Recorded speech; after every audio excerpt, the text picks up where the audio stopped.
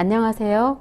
기흥노인복지관 기흥아카데미 한문서의 활용 2반 5주차 1부 수업을 시작하겠습니다. 오늘은 영상으로 우리가 수업하는 게 처음이고요. 어르신들도 이렇게 영상으로 수업하는 게 처음이실 거예요. 저도 어색하고 어르신들도 어색할 거라고 생각합니다. 그래서 오늘은 저희가 수업 중에 가장 많이 다루는 서체 중 하나인 장맹용비를 수업을 하라고 하고 있거든요. 장맹용비는 육조시대 때 썼던 거로 북이체라고도 말을 하고 있고요. 또 이 글씨의 특징은 각을 굉장히 선명하게 세우는 게 이 글씨의 특징입니다. 그리고 우리 기흥노인복지관에서 수업을 할 때는 법첩을 두고 임서를 위주로 저희가 수업을 하고 있어요.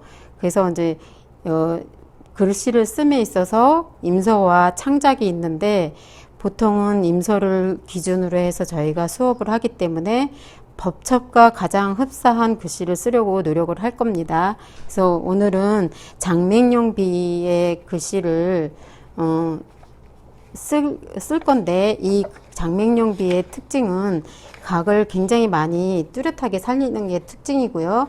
이 육조체, 북이체라고 하는 서체 중에도 우리가 흔히 고정비나 용문 이시품이나 또 원진모비명이나 하는 종류가 다양하게 있어요. 또 그 서체마다 같은 육조체고 북이체라 할지라도 표현하는 그 방법들이 기필이나 수필 가운데서 이렇게 뚜렷하게 각자의 특징을 나타내고 있거든요. 그래서 오늘은 저희가 다른 거를 하는 게 아니라 이제 장맹용비의 이 글씨를 이제 수업을 할 겁니다. 그래서 이 장맹용비의 특징은 각을 많이 살리고 또 획의 변화가 많고 약간 우리가 일반적으로 생각하는 글씨의 구조에서 약간 정형화된 부분이 많이 없어요. 그래서 좀 자유롭다고 할 수 있죠.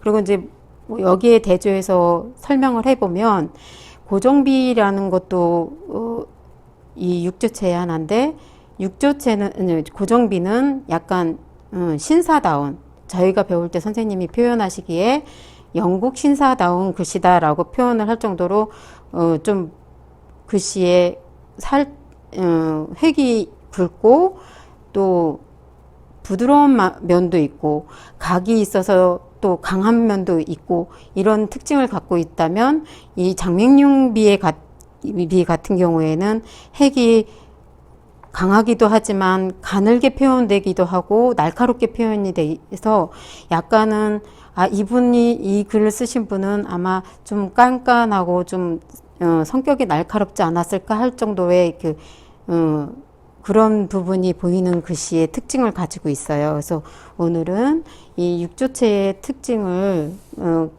공부하겠습니다. 근데 저희가 보통 수업 시간에 수업을 할 때는 이 가장 기초적인 거를 많이 진행을 할 수가 없었어요. 선생님들도 많았고 또 각자 글씨를 쓰시는 선생님들의 실력, 그러니까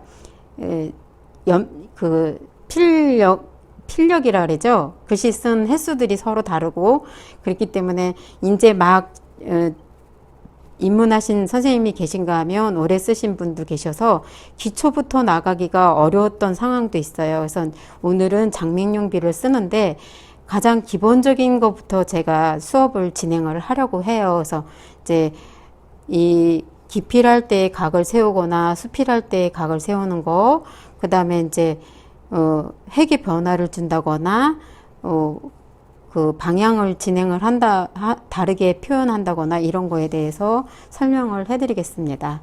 그래서 이제 첫 페이지부터 제가 시범을 보이도록 할게요. 이 장맹용비는 각이 굉장히 많이 살아요. 그리고 어, 조금 우리가 보기에, 예, 그리고 이제 이거는 탁본한 책이 아니라 이 탁본한 부분이 많이 깨지고 해서 이제 선생님들이 알아볼 수 없을까봐 제가 이제 이 기본 서책을 가져온 거고요. 보통은 쓰실 때는 우리가 이렇게 탁본한 책을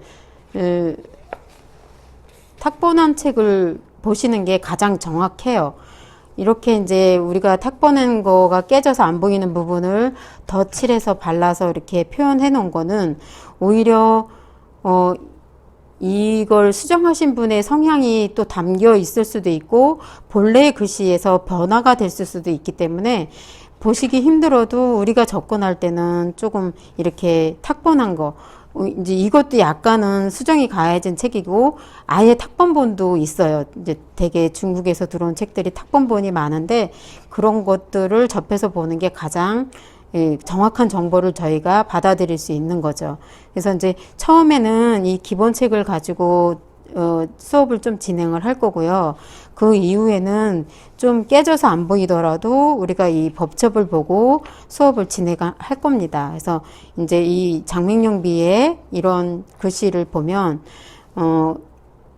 이 많은 이제 세월이 흐르면서 이 각진 부분들이 많이 마모가 돼서 각이 이렇게 없는 걸로 보일 수 있어도 일단은 이 글씨책의 원래 글씨체는 다 각이 살아서 있었다는 그거를 이제 중점을 두고 보셨으면 좋겠습니다.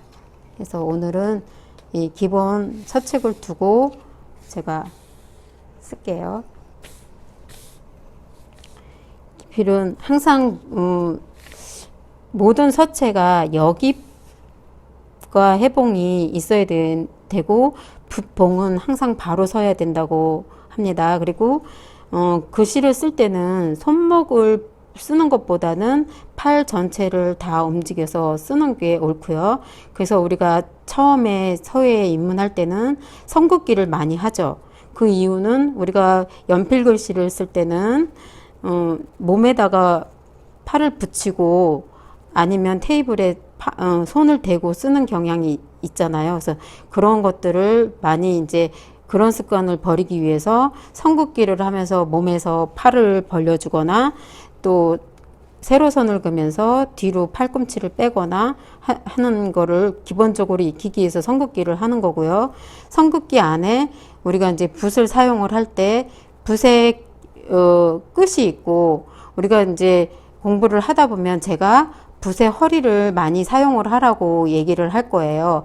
붓의 허리라는 것은 붓의 허리라고 하면 이 붓의 중간이 허리가 아니라 내가 쓰는 획의 굵기에 따라서 굵기에 따라서 붓을 세웠을 때 접혀지는 부분이 붓의 허리라고 생각하면 돼요. 그래서 특히 이제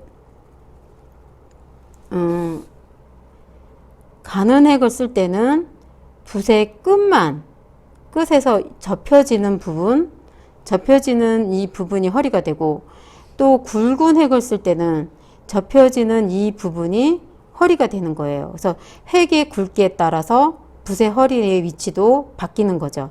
그래서 이 허리가 잘 서야지만 획이 본인이 획을 표현할 때 굵기나 아니면 이 모서리나 이런 것들이 제대로 다 표현이 되거든요. 그래서 붓의 허리가 굉장히 중요하다는 거 알아주셨으면 좋겠고요.